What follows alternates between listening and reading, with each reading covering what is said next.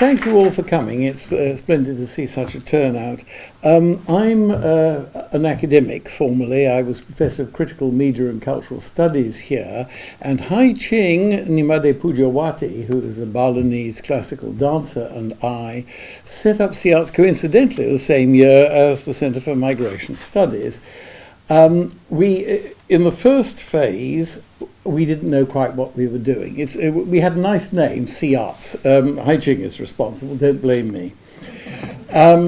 And to begin with, it had a number of functions, but the main concern was that Southeast Asia, I know that all Asian peoples in the UK feel that they're rather marginalised, but by goodness, Southeast Asia is marginalised even by standards, because South Asia, China and Japan are big countries, big blocks with attention. Southeast Asia is horribly fragmented.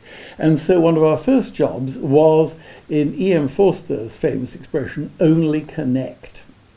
And the connection was double. It was to introduce Southeast Asians in the UK to one another, and through that they realised how much they had in common, and also to link Southeast Asians in the UK with Southeast Asians in the country in question.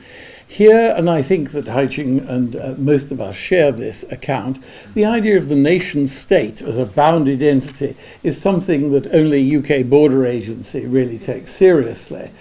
With cheap tickets, people are moving to and fro. With Skype and social media, it's almost meaningless. And so part of the concern was, how do you turn the very rapid movement of people and the communications into something that works? So in the first stage, we were pulling together two organizations. One was Lida Bawa, which is an Indonesian dance company, and also an organization called Balinese Dance, actually run by Nimade Pujawati.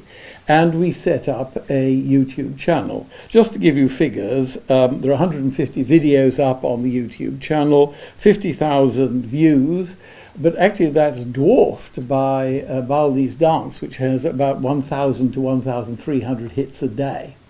So it's not, that's the point about a connected world, it's not a specialist interest. From right across the world, Romania, Peru, people are logging in daily. However, we have to get out and reach them. I will just only run through very briefly some of the things we've done. We've had a couple of Heritage Lottery Fund grants. One was called the Gamelan Trail. There are 100 Indonesian gamelan in the UK. Why? What on earth's going on? What attracts people, Brits and people from all over the world, to join? We recently had Cambodian Recollections, looking at the memories of Cambodians who were forced out of Cambodia and during those appalling times. We've also had Arts Council funding. We had Balinese have a wonderful gamelan called, it's a marching and fighting gamelan consisting of gongs and things you can beat prior to beating people. And that led on to really our most important activity, which is in a sense a predecessor for what's going on here, which was the Sea Arts Festival, which ran with Arts Council funding for the last 3 years. 13, 14, 15, and that it has also done other things like sponsor new choreographies. So in other words, it's very open. To some extent, basically, we make it up as we go along, because the problem if you have a fixed agenda, you discover yourself hidebound by your agenda. And so this is where I think Hai Ching's remarks were very helpful, in a sense. Enjoying ourselves, reaching out to people and so on, I think is key.